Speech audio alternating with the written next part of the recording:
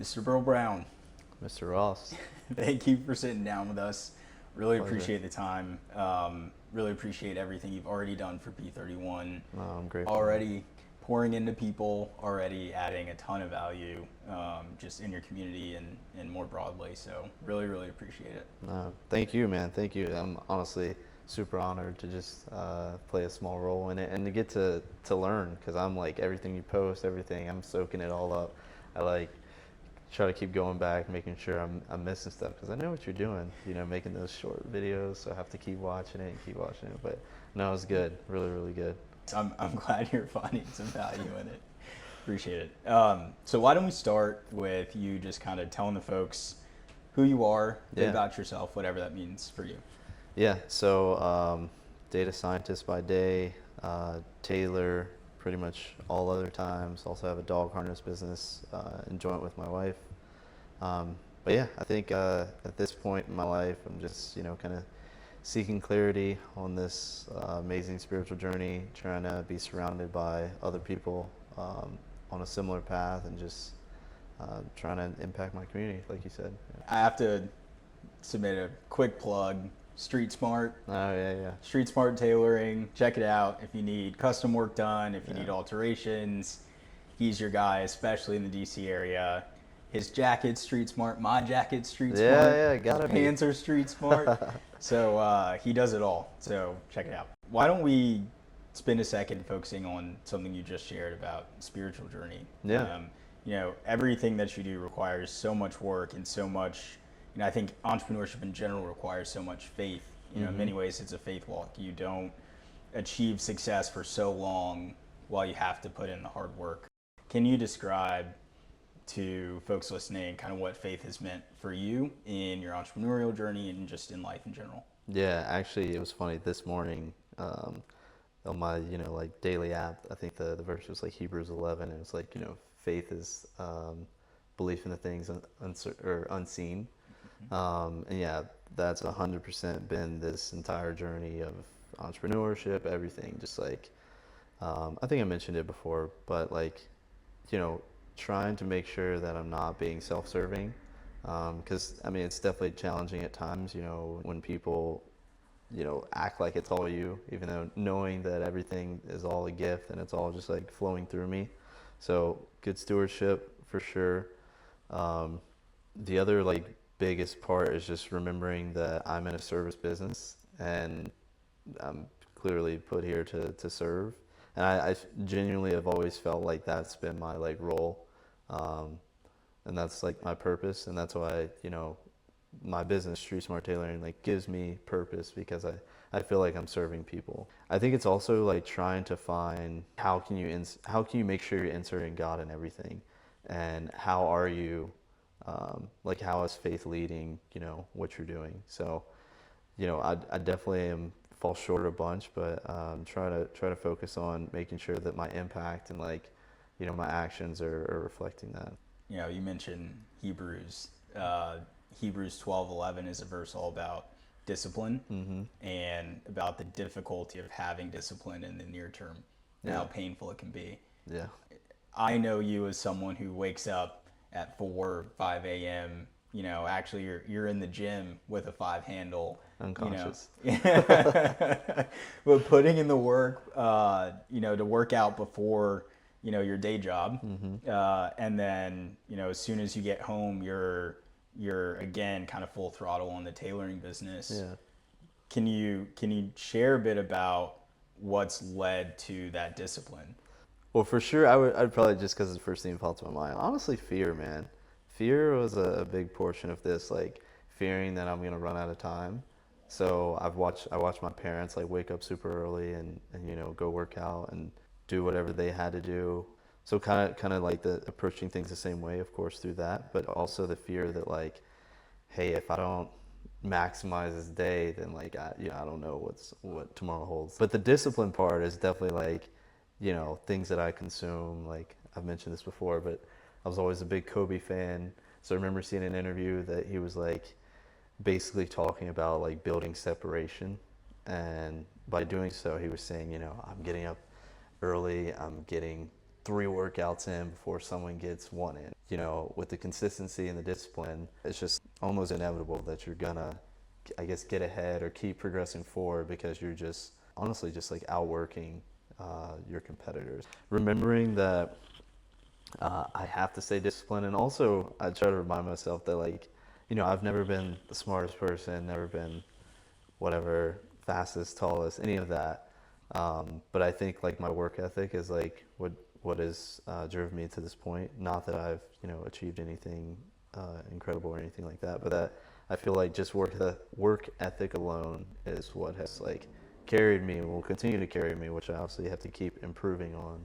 It's your humility comes across in all of your responses. I think it's important. I want to make sure you get your flowers too. You know, while humility is important, I think it's also important to recognize what you've accomplished so far, and certainly how you're inspiring others. And you know, even folks that we both know who are coming up, you know, you're giving opportunities, you're making sure folks see opportunities. I feel like so much of getting ahead is just exposure. Yeah. And understanding that something can be possible. Yeah, for sure. To just harp on that for a second, I don't know if you knew any tailors before you started Street Smart Tailoring. No. Can you talk about, and not just in tailoring, but entrepreneurship in general, you know, what gave you the confidence to try something, and something that was completely unfamiliar to you? Yeah. Yeah, like you said, I think it was exposure, seeing what's out there and seeing what's possible. I got like a lot of kind of the initial idea from like Airbnb and Instacart, because just like at the time, the sharing economy was starting to boom. So this is 2019, or not starting to boom, was already booming, and like people were becoming more and more comfortable with like allowing people in their homes and allowing people, you know, to share their resources and things like that. And then I just my need was like I went to go get some stuff tailored. You know, I wasn't the most pleased with it, and I was like, you know, I can do this. So my mother-in-law bought me a sewing machine, got that, watched a bunch of YouTube videos. I had time, and I used to thrift quite a bit, so I would practice on stuff that I thrifted. And yeah, just kind of one thing led to another, and then naturally people started asking me for assistance with their pieces, and yeah, it was just natural. But the whole like business aspect of it, that was 100% my wife. That was not me. Like, I have background is not business, background is psychology, so I'm just like, you know, observing, you know, analyzing things. That was always kind of my, or still is kind of my perspective of things, where she's like thinking of like, you know, how can we, you know, convert this into a business or something like that. So yeah, then I like slowly started initially like almost asking people if they would be like kind enough to pay for something, and of course everyone like agreed, and then I was like, okay, got some momentum. And but yeah, just like the people I've been surrounded with have been like big inspirations as far as like the business stuff. I've had a few like other people in the business space that I've really like kind of latched onto and seen how they've done things. But yeah, other than that, man, I've just kind of been like blindly doing stuff. Well, I don't really know what I'm doing. I'm just like figuring things out. But no, the exposure to people and the access to people has been huge. Not to mention, so the business, what we do is we go to people's homes. So because of that, you know, you're already getting so much access to an individual because you're in their home. But I've just had, at this point, I've worked with over 1,500 people.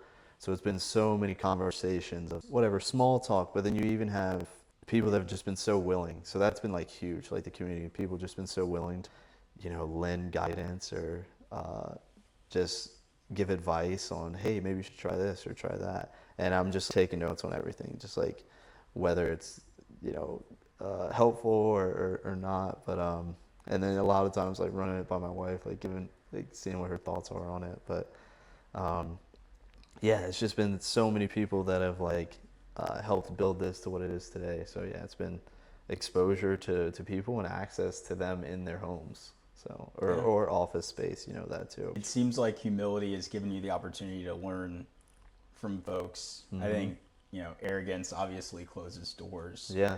And, you know, it's powerful to hear it firsthand. Yeah. Like being open to, and not taking constructive criticism personally, Right, and I taking it appreciate it. truly as I constructive. appreciate it. I didn't Yeah. always appreciate it. Really? Not to say outside of this. In business, I've always appreciated it because, again, I've felt like I don't know what I'm doing. So I'm taking any and everything that anybody has to offer. So, yeah, no, that's been huge, huge, huge. And I think that's one of the secrets too. Is I don't know that anyone necessarily knows what they're doing.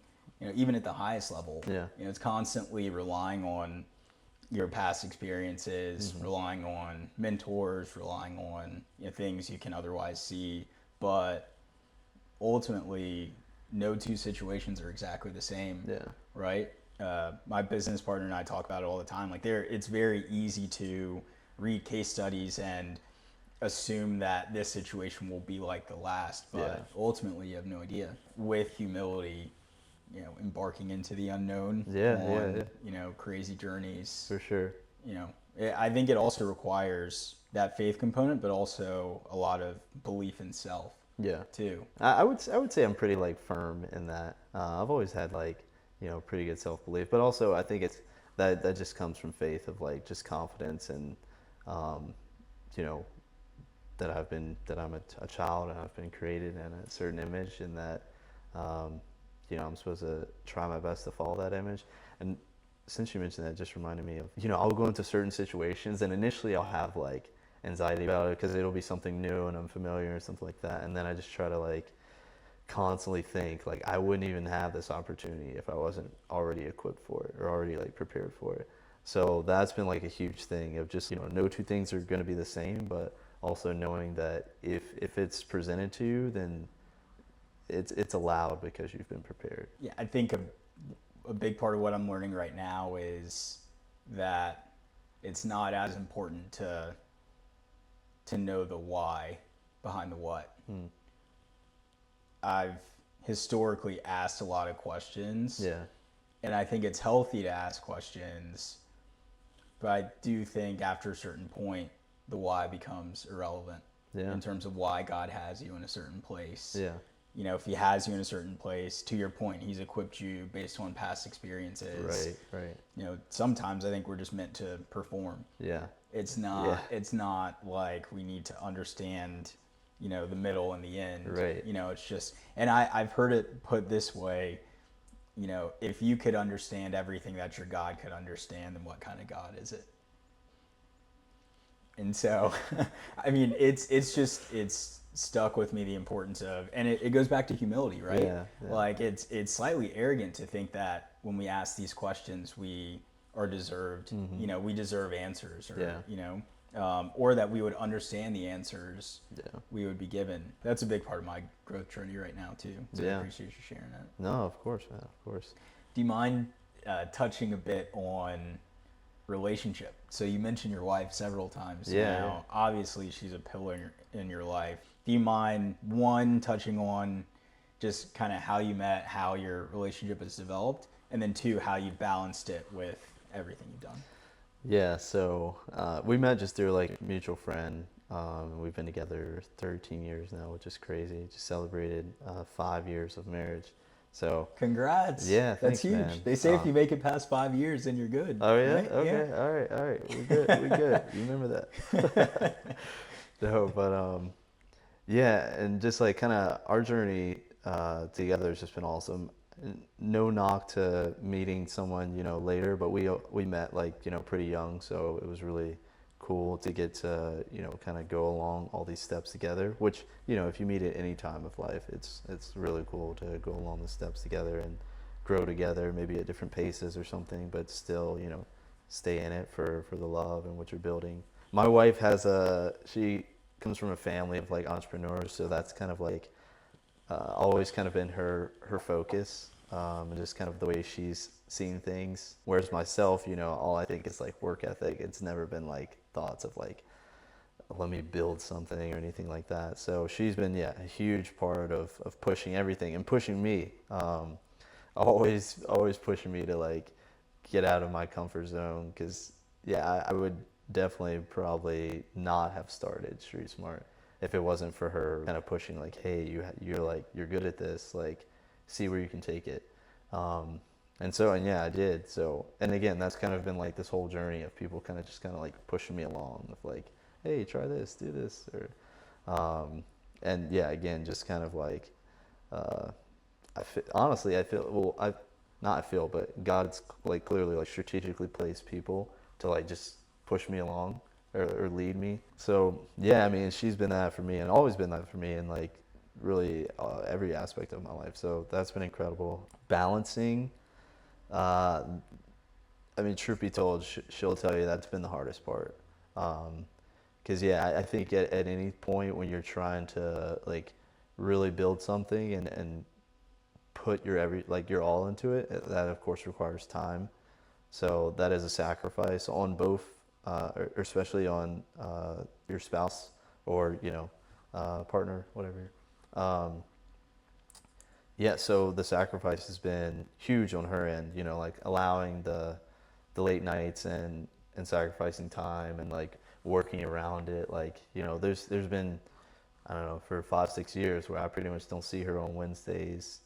Um, probably even sometimes like 3 days a week, I may not even see her because I leave before she wakes up and then I'll get home like after she's asleep. So yeah, it's been a huge sacrifice on her part, which is why she's always pushing like, hey, you're doing too much, like you need to grow and just like honestly, it's just like coming down to like priorities. So like prioritizing like, are you more focused on growing a business and financial, or like growing a relationship with your wife, which will or your partner, which will ultimately like lead to further growth. So it's been challenging. It sounds like communication might be important too. Yeah, communication is huge, especially like schedule and all that. Like at times, she laughs. She's like, it's almost like seems like business partners or something like that. Because I'll be like, hey, I have this week, or what do you have this week? Is she owns her own business as well, Freshly Minted. They do really awesome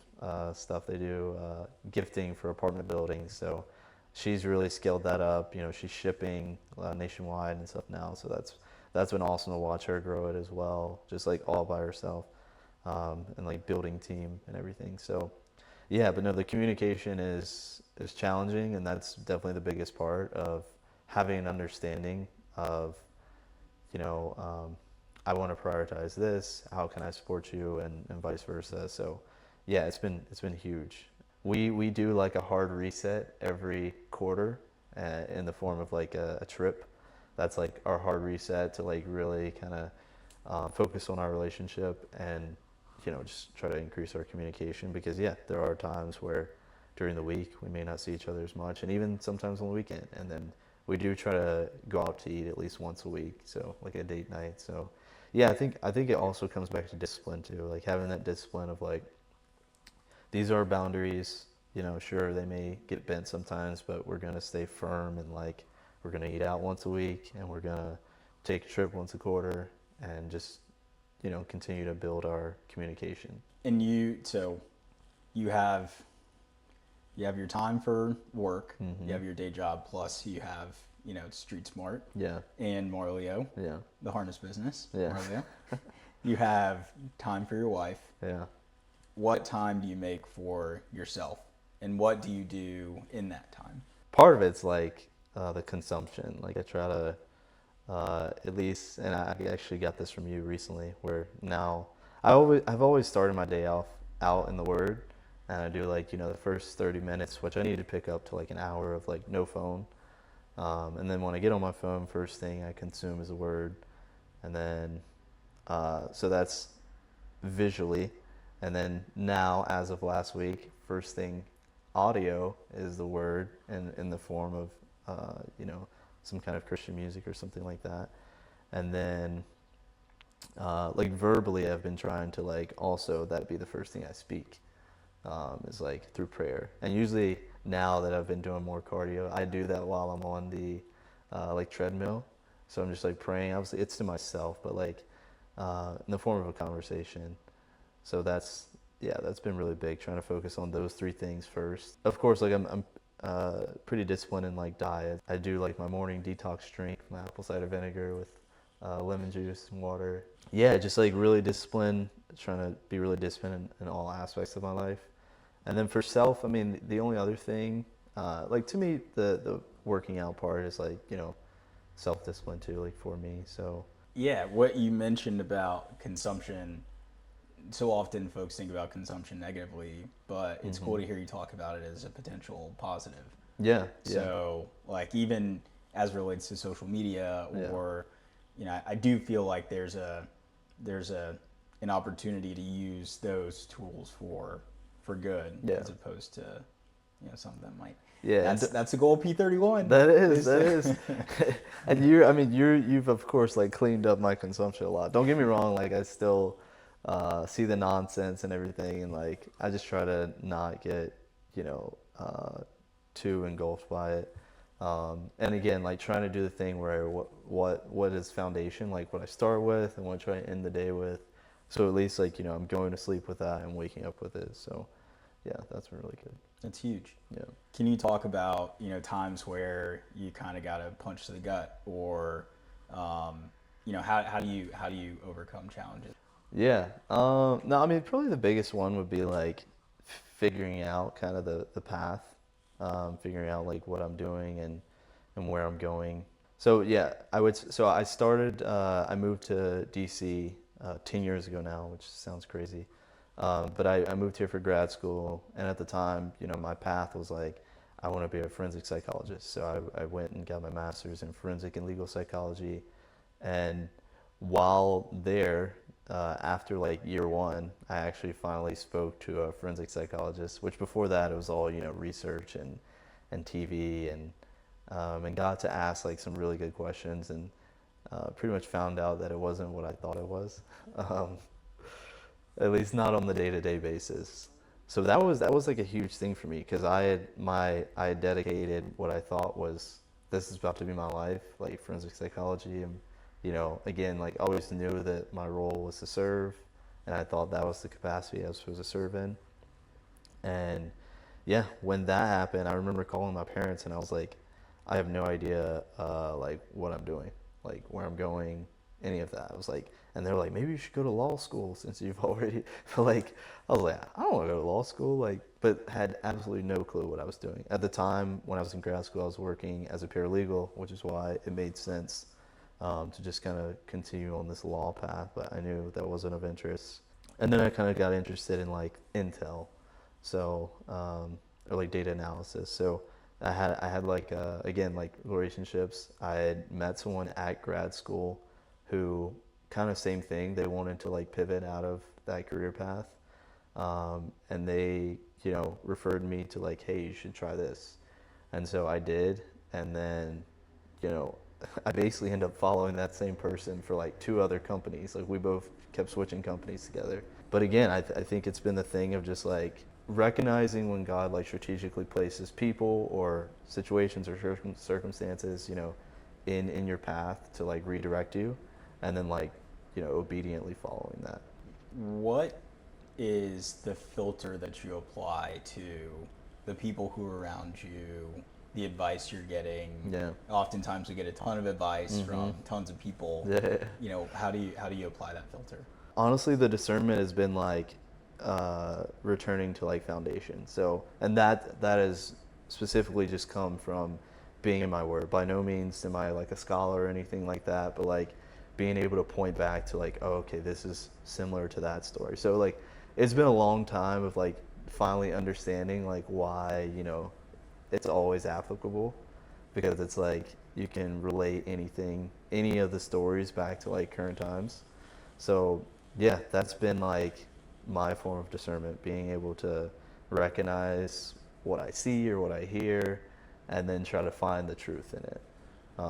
Even with all the advice I've been given, everything. So like, whether that comes from some form of research, but yeah, it's usually always like back checking that. My tool has historically been prayer also, and like prayer, revisiting the word, figuring out what's aligned, what's not. Yeah. I don't want to oversimplify it, but I think folks overcomplicate it sometimes when they try to do so much analysis. Ultimately, you just have to make a decision. Yeah. And then go. Yeah. And the things that are meant to work will work. the things that aren't meant to work won't.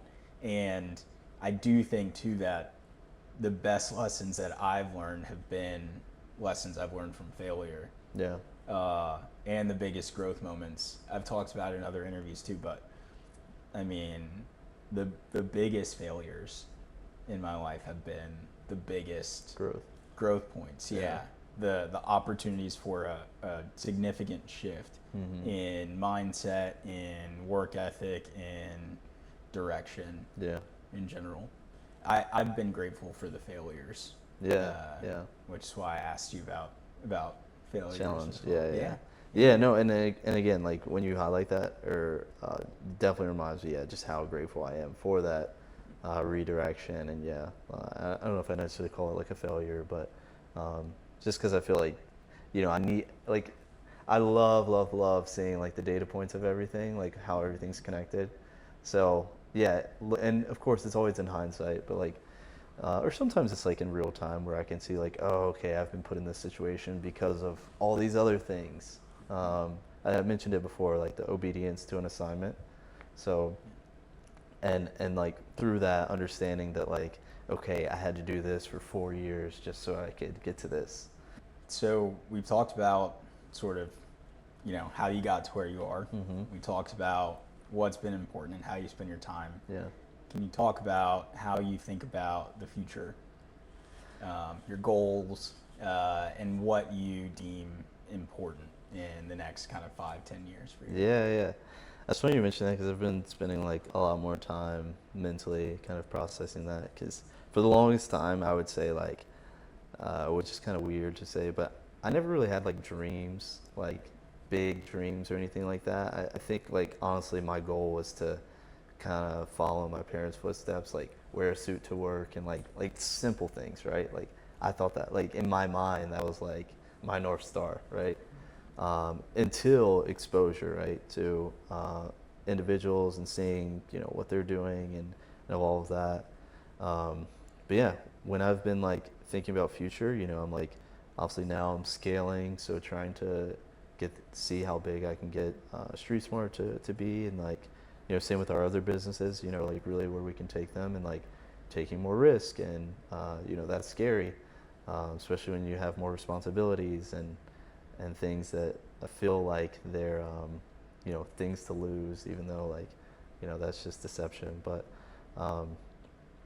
so it's been kind of really trying to be way more intentional about planning that out and not just being so in it day to day, which I think like me scaling and getting out of it so much will enable me to do that.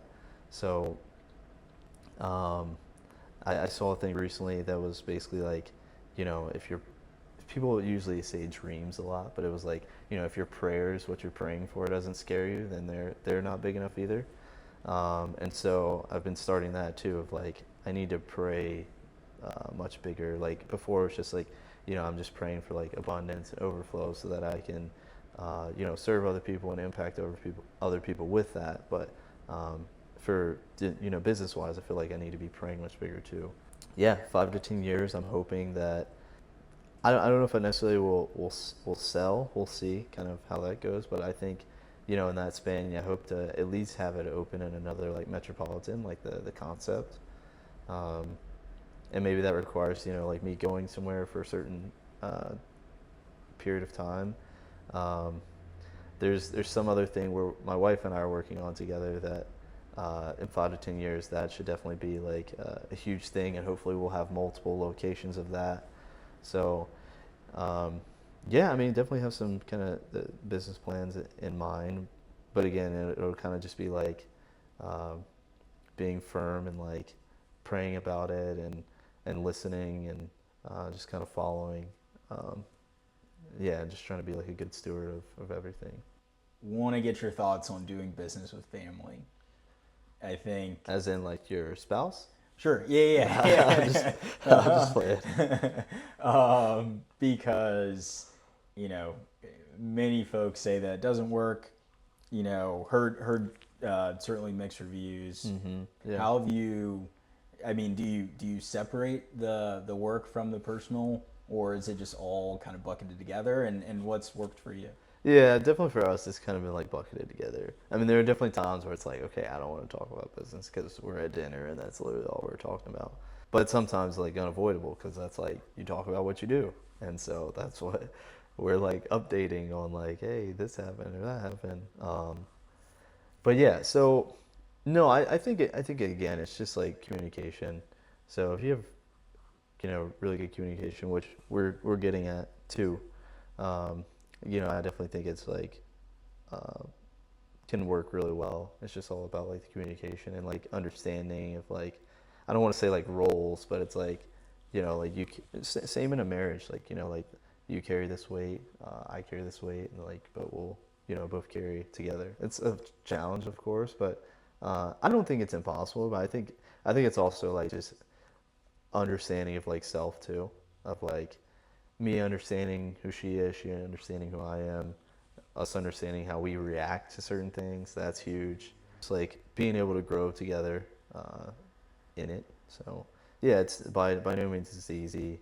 Definitely a challenge, but yeah, I do think there are definitely situations where it should not be done. But yeah, at least for us, I think it works really well for us. So, if you had to impart any words of wisdom, what sort of lessons would you?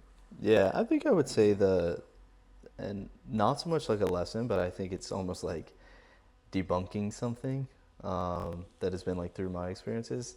Because I feel like we've heard like chase your passion or something like that, and like and then some people take that to like that has to be like your main thing or something like that. And by no means am I like encouraging or saying that you have to have 4 jobs or something, but like I do definitely think by no means is data science like my end all be all or something. I know it's a means to enable me to do other things that I enjoy.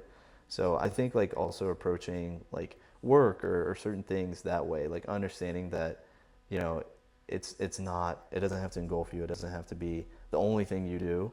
You can have one thing, but also have like something you're passionate about as far as like doing both those things. So you can have one thing that enables you to do your passion.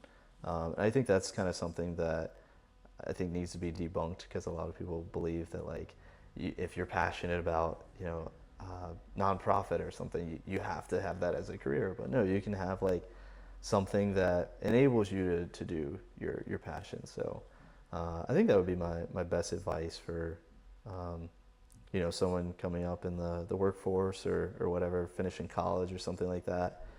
Yeah. That's huge. That's huge. And back to the idea of paralysis by analysis, I think so many folks find themselves stuck because they can't choose a lane. Yeah, exactly. Where, oftentimes I mean, first off, you can always learn something from any environment, right? But if you take that first few steps, that career isn't for you, or, that relationship isn't for you, whatever Right. it is, you can just as easily, not everything needs to be thought of as permanent. Yeah, exactly. And I think especially folks who place a lot of pressure on themselves, folks who are very ambitious, who work very hard to get to where they are, I think, the more you accumulate momentum behind you, it's easy to slip into this place where you're afraid to misstep because you feel like your momentum will carry you too far off path. Yeah, exactly. And I think regardless, you can constantly move and pivot as you need to. I mean, many of the lessons that still stick with me come from moments of my career that were completely different from where I am now. Yeah. Give you an example. When I moved out to LA, it was to start a business Right. with my brother, and it was taking forever to get started. And to your point about doing something to enable you to pursue something else, I started doing door-to-door sales, Yeah. selling solar panels Right. in California, and that was not at all what I wanted to be doing. Right. It was not something I was passionate about. Right. Every single day waking up to go out and knock doors was just the worst. But when I think about the lessons I learned about sacrifice, about forcing yourself to stick to a schedule, or forcing yourself to just go out and do what needs to be done, I mean, I don't think there are many other ways to learn that. very quickly learned how to how to deal with rejection. Yeah. You know, having Which is doors huge. literally slammed in Which is my huge. face. Yeah. Actually. Figuring out how to deal with people who were reacting to you because they were carrying baggage from something else. Projecting. The way people would yell or scream just in response to a simple question was unbelievable. But you begin to you learn so much from experiences that feel like missteps, but oftentimes, like in anything I do sales related now, you know, as we're raising capital to find these businesses, you know, for the last business, I spoke to over 60 equity providers and got, you know, as many no's. Right. And it's just, you know, it's crazy to think that knocking doors, selling solar panels in California had anything to do with raising capital for large deals. Exactly. I mean, It's a data point. yeah, you can always find value in anywhere you are, even when it feels like a misstep. Right. Yeah, that's huge. That's huge. It reminded me of your post about the 100 no's to get to, you know, whatever, one yes or something. Yeah. Yeah. There's a cost to your yes. Exactly. Yeah. Yeah. Cost your yes. Yeah. Yeah. Exactly. So For true. sure. Well, thank you so much for the time. No, my pleasure, man. Thank you. I'm honored and grateful to be part of it, and of course, I'm not gonna let this end without giving you your flowers. So I mean, he's not gonna say it because of his humility, but no, like I've never really had like actual mentors or anything, but like this has been like a mentor for me. So don't let him try to shy away from that. But no, like just watching the way you move, watching your steps, everything, that's been incredible. So thank you, man, for your example and for your discipline and like all the hard work you put in, you know, when no one's watching and everything like that. Because like whether you're aware of it or not, you know, that's like inspiring obviously myself, everyone in P31, and like all the people that you're going to impact through this. So like keep doing what you're doing, man, because you're going to reach like way more people than you could probably ever imagine. Really appreciate it. Oh man, the firm. Thanks, Cuzzo. The firm.